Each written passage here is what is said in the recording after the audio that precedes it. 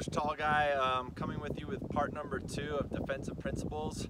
A few weeks ago, or maybe last week, I talked about the first defender. All right, today I'm going to address the second defender. Just to recap, the first defender's job is to pressure the ball, to stop the ball. That doesn't necessarily mean winning the ball.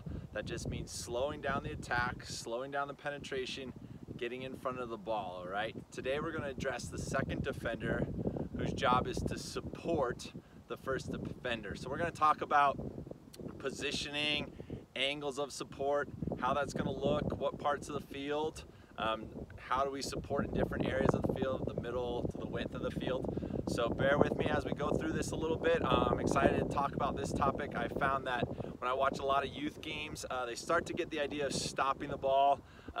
In the young ages, like 7, 8, 9, 10, sometimes we get that bunch ball because too many people are stopping the ball. So we talked about how we only want one player to the ball. Well, this time we're going to talk about once we've stopped that ball, we stop that penetration, where does the rest of the team go, all right? And particularly that second defender who's going to provide support. It's really important that we have good angles of support, because if that first defender gets beat, we need to be able to help, and that's the job of the second defender, to help, okay? Second defenders also want to make sure that they position themselves within passing lanes so that they can not only help, but also still cut off a pass to the player that they might be defending, all right? So in this situation, we have a ball here in the middle of the field, okay? Immediately our first defender is going to come and pressure the ball. Now the second defender, we have a second defender here and a second defender over here. The second defender is going to read the angle of the first defender. So in this situation, I'm forcing the player this direction. So the second defender, notice how the second defender is not flat, all right? The reason we don't want that second defender flat is if that player with the ball makes a nice little move, they're going to push it through, they're going to beat our line, they're on for a breakaway, okay? So we want to create a little bit of depth. So we have a little bit of depth at about a 45-degree angle. Now a lot of this is going to be dictated by the talent of the player, okay? So if you have a defender who's fast, they can get away with cheating a little bit more to the inside or cheating to the outside a little bit. But more often than not, we want to make sure that at their age, you know, the young ages, 7, 8, 9, 10, that they're pretty tight, okay? As they get older, they're going to be able to go a little bit farther because they're able to cover more ground. But we want them in probably about a 5 to 7 yard distance. We want this support. And notice when I was addressing angles of support, again, we're not getting this player flat, all right? They're at an angle, okay? Very important that they drop off. And one of the big defensive principles in soccer is that compactness. So what I see in a lot of 7v7 games, 9v9 games for our young players is the field's really stretched. You're playing with 2 defenders, and sometimes one defender will go for the ball, the other defender is providing no cover, no support, they're on the opposite side of the field, and you're leaving a big channel in the middle.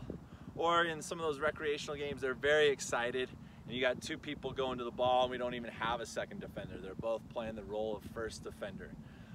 One of the things that is going to help you as you're coaching your teams is make sure they're in this type of motion. I call it the windshield wipers. Going back and forth, you're tracking the ball, and most importantly, you're staying connected. We don't want our defenders too far apart from one another. That defeats the whole point of staying compact, all right? We got to have that cover. So many times in soccer, a player gets beat and then there's no cover and they're on for a breakaway or they're getting a chance to score.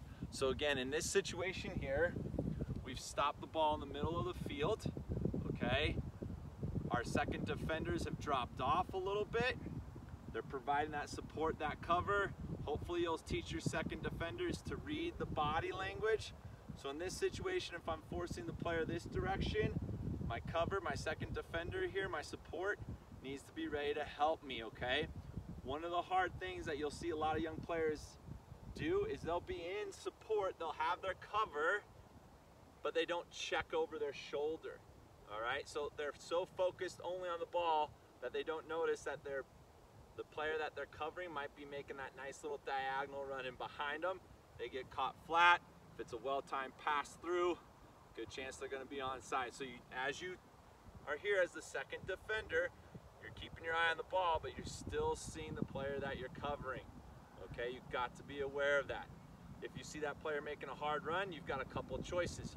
I could follow that player, all right, go with the run, or if I feel like I can step, I can do that as well. The problem is, if that defender is not flat here, we're gonna keep them on sides.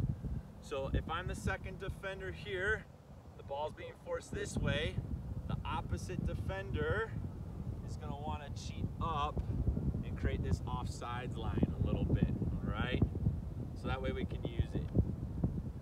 So now let's say the ball has got, player needs to provide that support, that cover.